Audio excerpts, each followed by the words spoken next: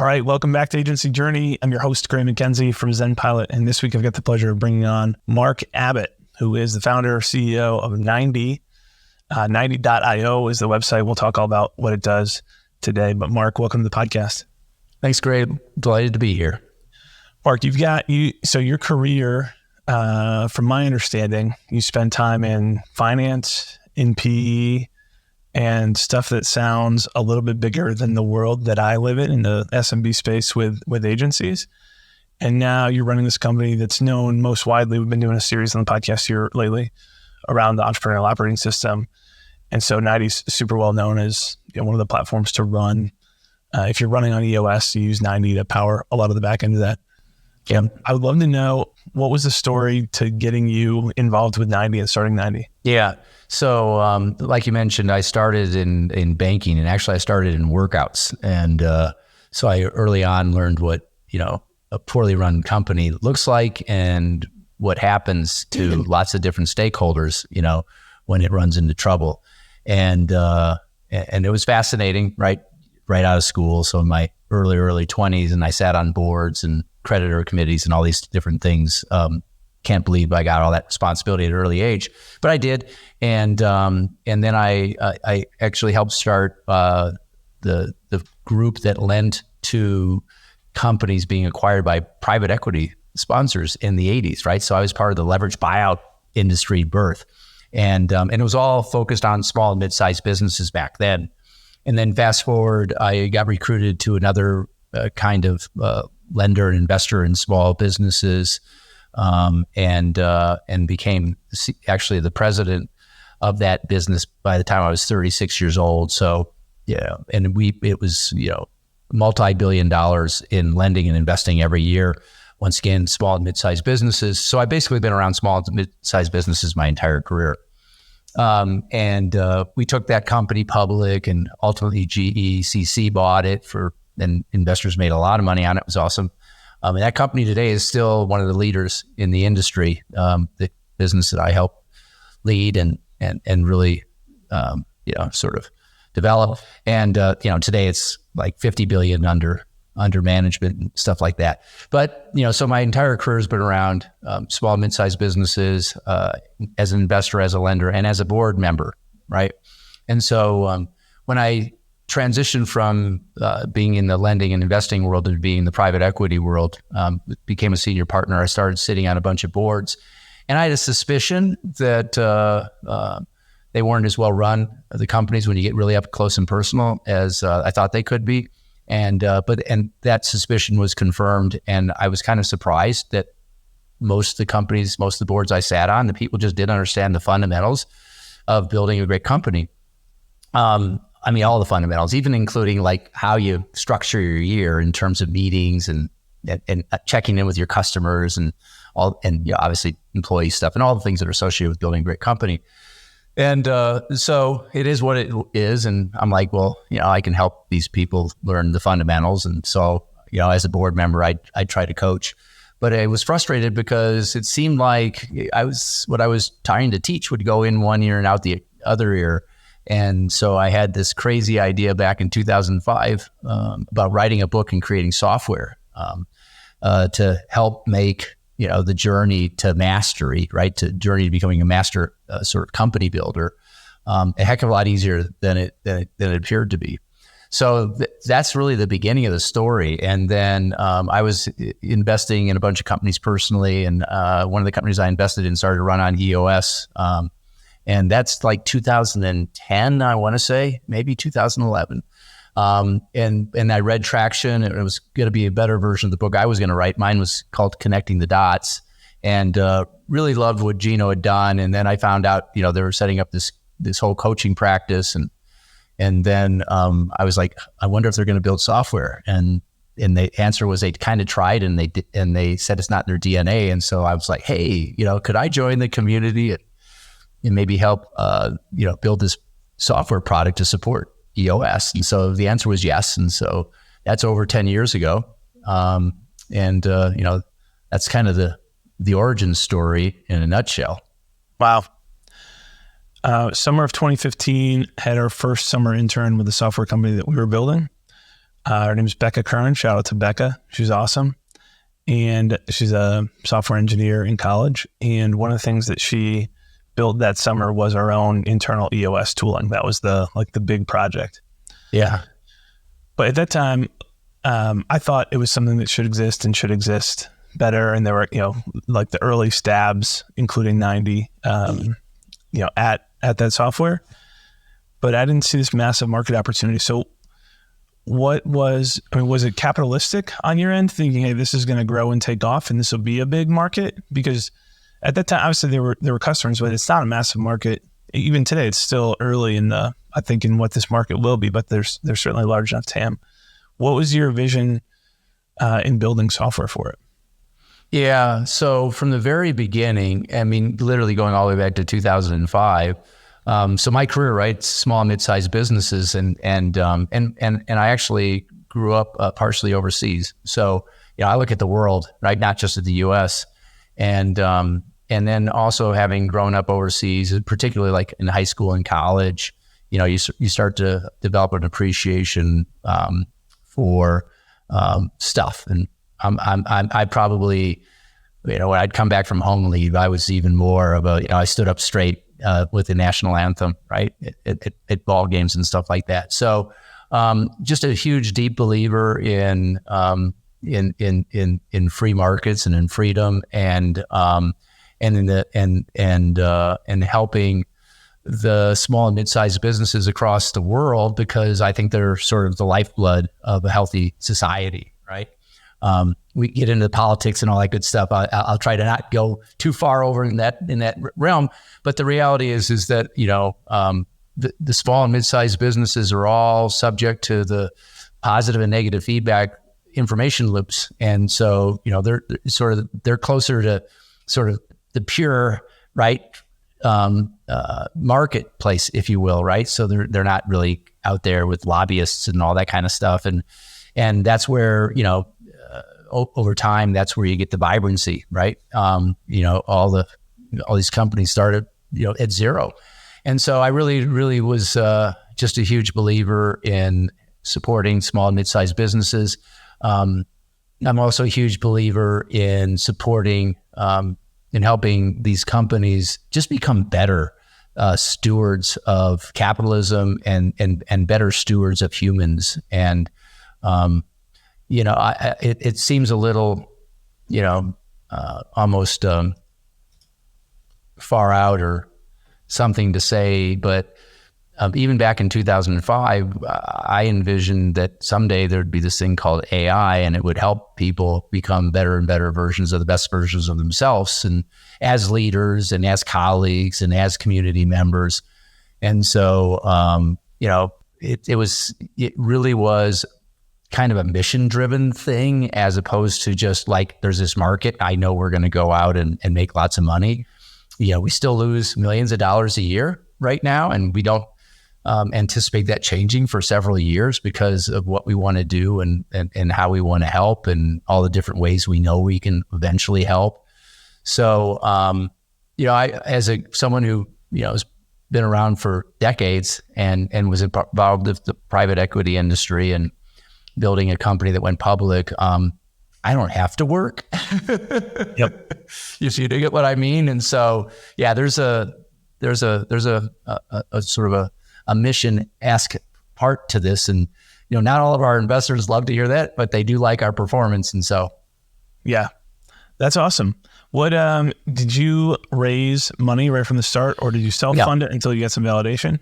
Yeah, I bootstrapped it basically with some friends up until, so we started it in earnest, laying code in 2016. And then we went all the way to 21.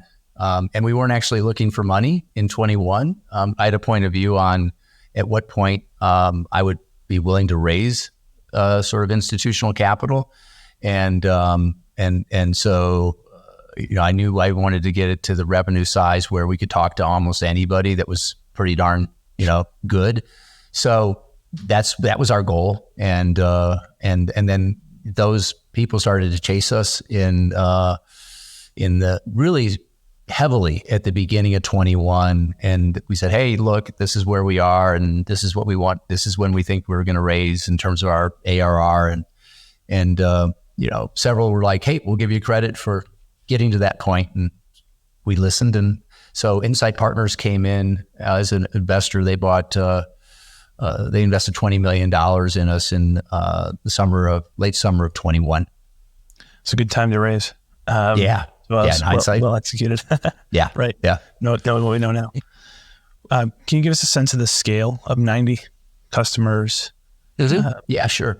It used to be that every single day I knew the number right off the top of my head, but I think we're right around 8,700 companies that are paying users. So, and then obviously inside of those companies, we have in total there's well over 6 figures of paying seats.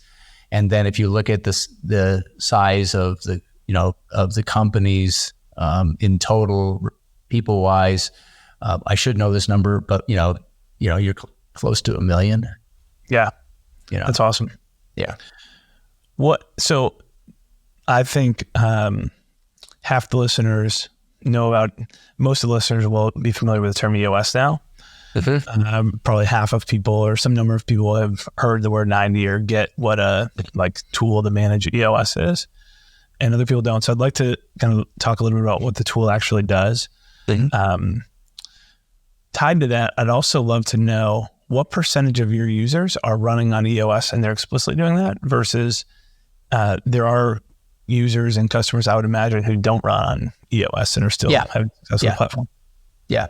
So, when we started the company, we were just what called quote unquote EOS compatible software. So, right. So if you were interested in basic concept of EOS, which is, the term that's being used mostly now in the industry is a business operating system, right? So or a BOSS or a BOS, right? So, so we have, the vast majority of our companies literally are sort of using the EOS terminology, right? So accountability, chart level 10 meetings and all that. But we do have, a real percentage that are either running on someone else's BOS, like other coaching communities like Empire and Pinnacle are two well-known ones. There's one in the legal industry called Fireproof. And there are a couple other ones out there as well that are circling the hoop with us. So there are a number of different BOSs that run on 90. We built the platform so it's configurable. So if you want to use certain terminology, you can use their terminology. You can use your own terminology.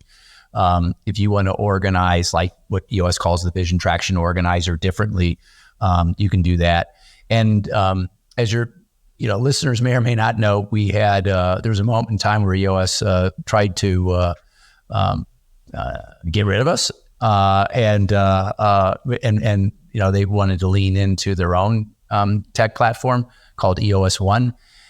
It didn't end up being as robust and sort of resilient and scalable as they had hoped, and so they came back and asked us if we'd renew our license. And so, with that moment, we transitioned our relationship from being exclusive with them to being, to supporting other BOSs. And we had to, because it looked like we were going to no longer be affiliated with them, we had to create our own sort of educational material. So, and our own OS, which we call 90 OS.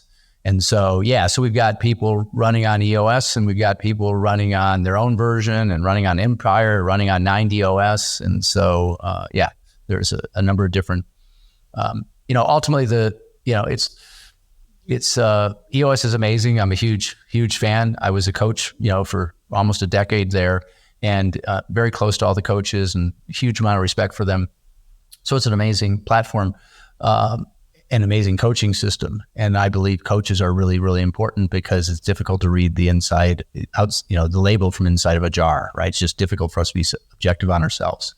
So huge believer in the coaches and all that. But ultimately, fundamentally, what we're really talking about is the parallel or analogy I like to use is, look, if you're a home builder, there's just fundamentally certain tools you need to build a great home. You need saws, and you need a hammer, you need a level, right? You need a screwdriver. And so there's just like core tools you need to build a house. And the same thing goes for a company, right? There are just core tools you need to build a company. And ultimately, what you need to do is, you just need to master those tools. And, EOS has certain names for its tools, like the accountability chart is what it calls an organization chart. They trademarked that. I love accountability chart. I'd love to use it myself for 9DOS, but we can't. So we call it a responsibilities chart. But fundamentally, there are all these tools, and ultimately, the best of the systems like EOS bring it all together, the mastery, right? The cadence, what tools you master first, second, third, fourth, fifth. So there's a whole process to mastery in there. And that's where it's really powerful. So we all have the same tools. We use different words. But fundamentally, a toolkit's toolkit. Right. I just finished up, you've probably read or seen this one, but The Great CEO Within. Yeah. And I haven't. Sitting on my desk, but same type of thing. As you read through it, you've got actually a similar reaction reading through it that I had to reading through Traction for the first time, or the E-Myth for the first time, or Built to Sell for the first time, which is like a moment 2 chapters in where it's like, I'm going to put this down. This is so rudimentary and basic that why would I keep reading this? And then, but the truth is, like, you stick with it and realize it is pretty basic. These are the simple tools, but I need to read this because I've not mastered this yet. This is not the devil's in the details and in the execution of this. And all of these, everyone's got a different name for it and a little bit different terminology, but it's all the same principles that you need to have working together to scale successfully. Yeah, and I think the point on mastery, right? So what is mastery? And mastery fundamentally means you can teach it to someone else, right? So it's one thing if you're for you to read the book and say, yeah, this all makes sense. It's another thing, can you go out and teach it, right? Right. And can you explain why this stuff is so important? Because ultimately, I've got blogs that are coming out on this soon, but a company is a complex adaptive system, right? And when I say company, I'm very specific with that word, right? So you got businesses, and a business is this entity that if the founder, decides to quit or gets hit by a bus or it's gone, right? Whereas a company can survive the loss of the founder. And so companies, not businesses, but companies are complex adaptive systems, and good companies are built to endure.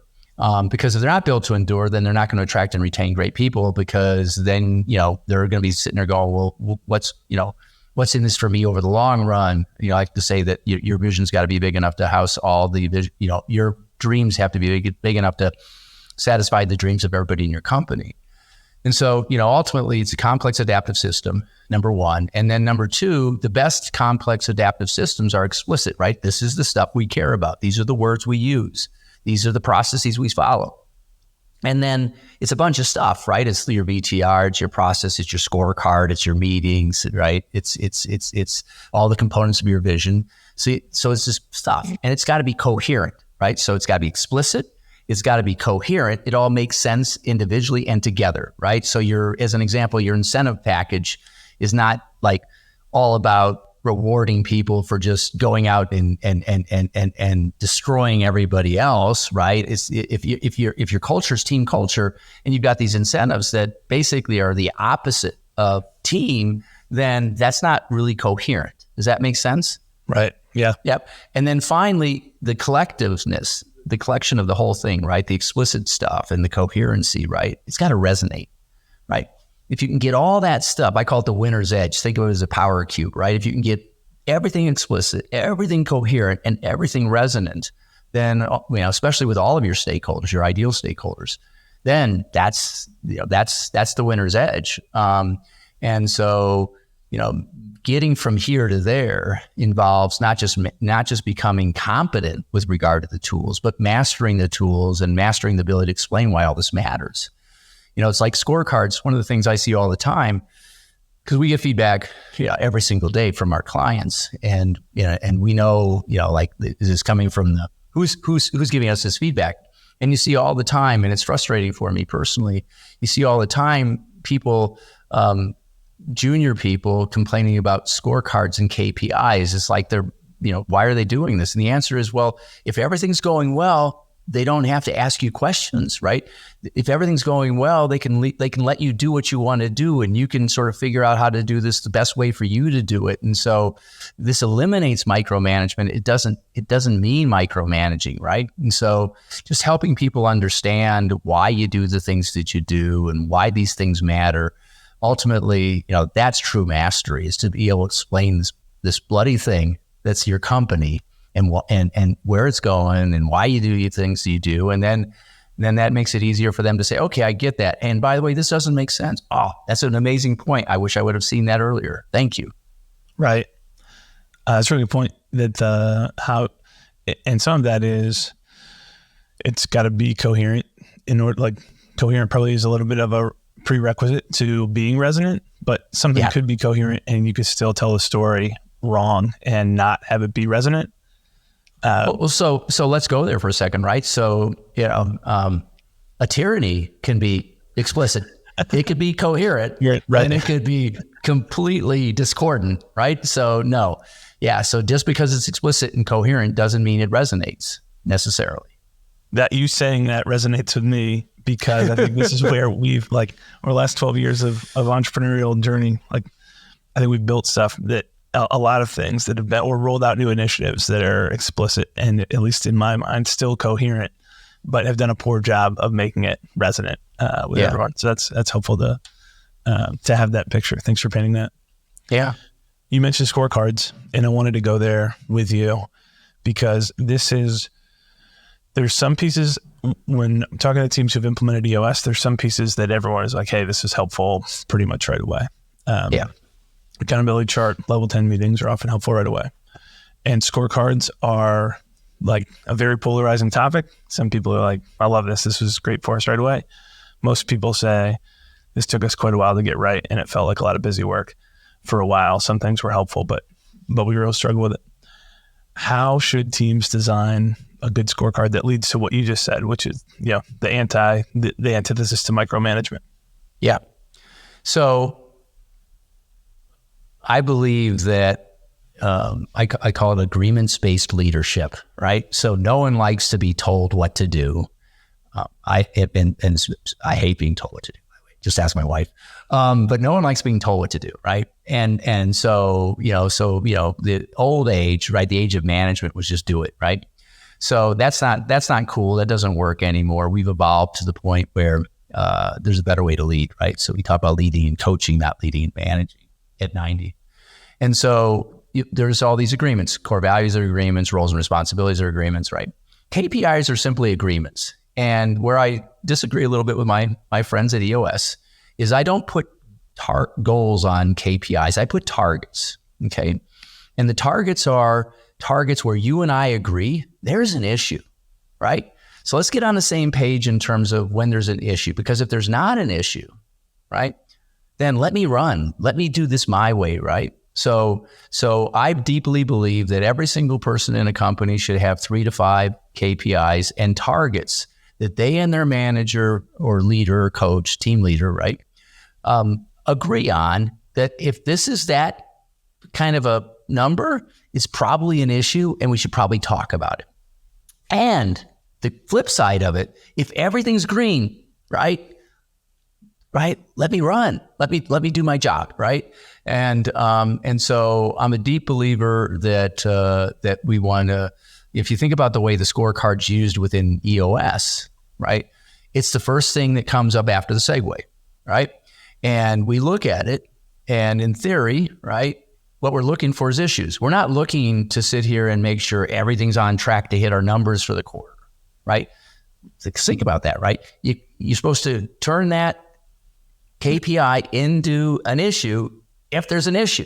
Otherwise, right, yeah, maybe you're looking at it just to have a sense for how things are going. But the purpose of the review of the scorecard is to figure out whether there are any issues. Does that make sense?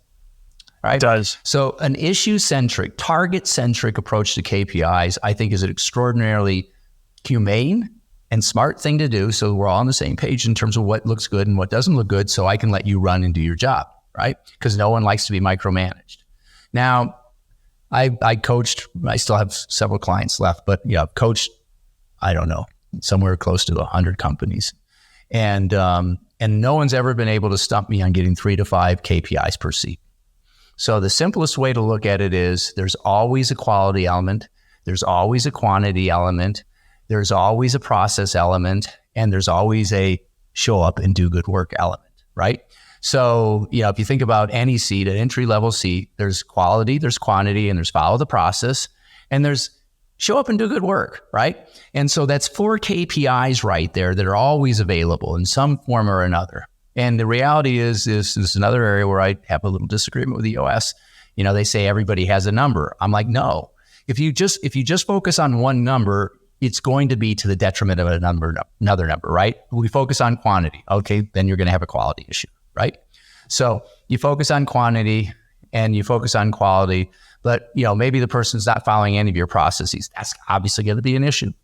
And obviously one of the biggest issues we talk about today, I don't know if you saw it in Gallup today, 60% of the companies out there right now believe there's quiet quitting going on in their company, right? 60%, right? So if we have good KPIs and there are agreements around them, I don't think you're going to be sitting here worrying about quiet quitting. Yeah. Can we make this a little bit more like whatever role you want to pick, but it could be a sales role as an example, if there's an easy role at 90. What are those for? Like what could 4 of those metrics be? Yeah, so you just pick, like I said, I haven't been stumped yet. So just pick a seat and we'll do it together. Oh, yeah, account executive. So account executive, so they could have, as an example, how many accounts are they managing, right? And you could have another one that sort of a net promoter score associated with the accounts that they're managing. Sure, right? Quality. Obviously, you could have just the leader and the team leader and the team member. Sort of our scoring in terms of, let's say processes being followed and everything being right on track, and you're putting your numbers into the system, et cetera, et cetera. And then of course the last one, which is actually a thing that we work on a lot at 90, is showing up and putting in good hours. So as an example, at 90, every single person we hire knows before we ever make them an offer that at 90, everybody gives us a good 40 to 45 hours, right? It's a thing we talk about very early on at some point during the process, right? And if almost everybody makes it to me in the interview process, I always talk about it because it's actually our 6th core value, which is extra mile. And I want them to know that extra mile really means is we're really focused on work-life balance. I mean, very seriously focused on it. We don't want you to work more than 45 hours, right? We don't want you to work less than 40 hours. Give us good, right? We want to have it in that nice, right in there, very comfortable for you. But every now and then, if something happens, you may have to go the extra mile for us. And because that's just the nature of a early stage, fast growing company. But if you do that, right, we want you to go, we don't track PTO. We want you to just sort of, bring the number back to average. And so it's a conversation we have, I said, with every single employee, every single prospect that gets to the point where we're going to make them an offer. And so, we sit and with all of my senior leaders, we talk every single week about how they're allocating their hours against the roles and responsibilities in terms of what they thought they were going to do. And if it's out of whack, does it make sense? Or is it like, Joe, you've just spent, I'll give you a good example right off the pages of yesterday's newsprint, right? All of a sudden someone was spending a lot of effort on this issue. And I'm like, but this issue, if you really do the math on it, it's on our trials, right? So our trials are off a little bit. So they're off and we're focused on it, trying to figure out what the heck's going on. And so they're off 15%, but the group that they're off on is a low conversion rate group. So the group they're off on has a conversion rate of 20%. So 15% of 20% is 3%. It's like, I don't want you spending too much effort on this issue. It's an issue. Yeah. We're going to fix it. Yeah. But don't put one of your rocks for the quarter in harm's way. Does this make some sense? Right. Yeah. That's helpful. Yeah. going back to the issues or target based scorecard numbers, if we try to make that one practical too, let's try and do this as easily as possible.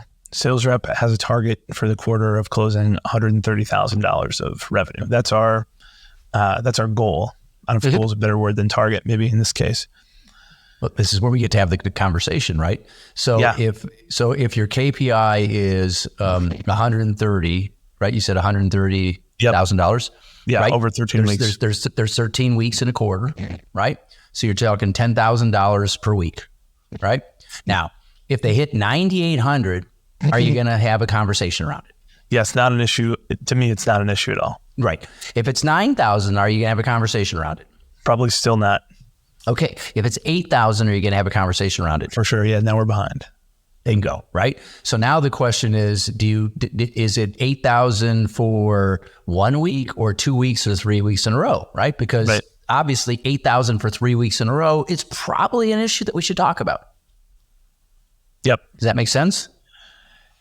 So I think where true EOS followers, the believers, struggle with this then is, and to that because I struggle with this then, is it's possible to be green on your scorecard to hit your numbers every week and still come up just short of your overall target for the quarter.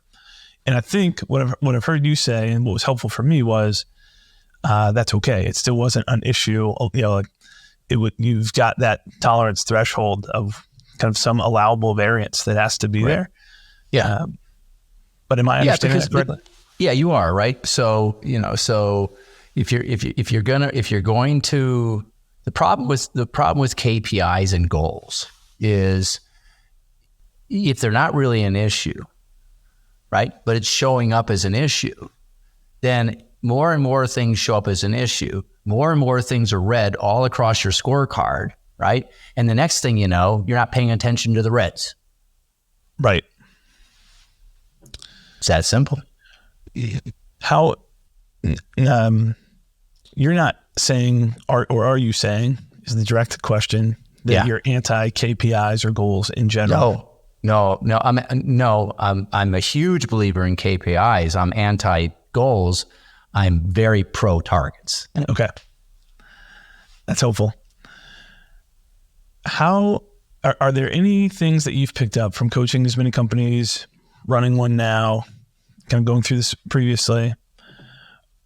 Any other stumbling points around scorecards that are like, hey, these are the common things that people get stuck on that might be helpful for people to hear?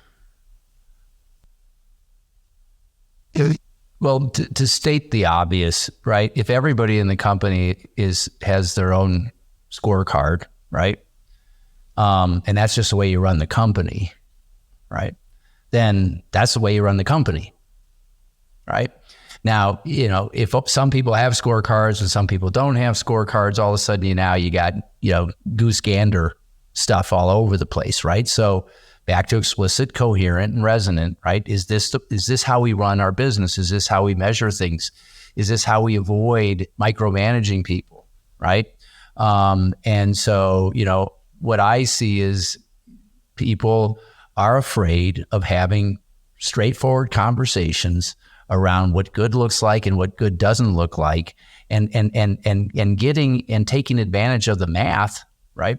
The objectivity of a number, right? So, I think most organizations take way too long to develop scorecards for the entire company, right? And the reality is if it asked me, knowing everything I know, right, I would maybe go 1 quarter into EOS, and then I'd start having every single person, right? Or, if there's like 7 people sitting in a particular seat, put them together and say, hey, come up with 3 to 5 KPIs that will probably tell us if there's an issue. And the reason we're doing this is so we can all, run without a lot of close supervision. So what are the KPIs? What are the targets, right? And just trust the people. If they don't understand what the KPIs are for their seat, what's that say to us? Right. Right. Well, I think, one of the lessons I learned decades ago was I think almost the vast majority of leaders and companies way underestimate appreciate the capabilities of the people throughout the company, right? They're sitting there, they're closest, they know what's going on, right? Just, that's why I write about trust, right? Just develop a high trust relationship with folks. Know that you're trying to figure out what's right for all of us so that this company is growing and hitting 90% of, the things that matter. And so that we're doing everything we can for our dreams to fulfill your dreams. Right. What you just said there reminded me of a word that you mentioned earlier. You just said it one time in our conversation so far, but I saw this. I don't remember if it's on the 90 site or if it's on your personal site, but the word humane. Yeah. You highlighted that. Where does that come from as an elevated value in your thinking? Well, there's a long story behind this word, and there's been there are marketing companies that don't like us using it because people say it reminds them of the Humane Society. But the reality is if you want to build a great company, it's got to be productive, right? We all know that, right? It's been given assets that they have to have a return on them, and so productivity is a thing, and you need to do that so you can save for a rainy day and all that good stuff, right? But productivity and then not having an environment where people genuinely love going to work, that's the humanity, right? Every single human, pretty much, right? Any reasonably sort of competent adult wants to matter, right? And I would submit to you that the vast, vast, vast majority of all people want to matter, right? And so that's like core to who we are as a species. So we all want to matter. And so we want to be in an organization that matters. We want to matter. We want our organization that matters. And back to being highly complex adaptive systems, right? Great cultures are so much more, productive, right? Great cultures are so much better at having hard conversations and talking about stuff that's difficult to talk about because they care, right? The more you care, the more inclined you are to have that tough conversation because there's always a tough conversation, around the corner. It's impossible for there not to be because it's a competitive, world. And so the humanity is really about creating an environment where people genuinely care for one another. They care about the company. They care about all the ideal stakeholders, right? They care about their customers.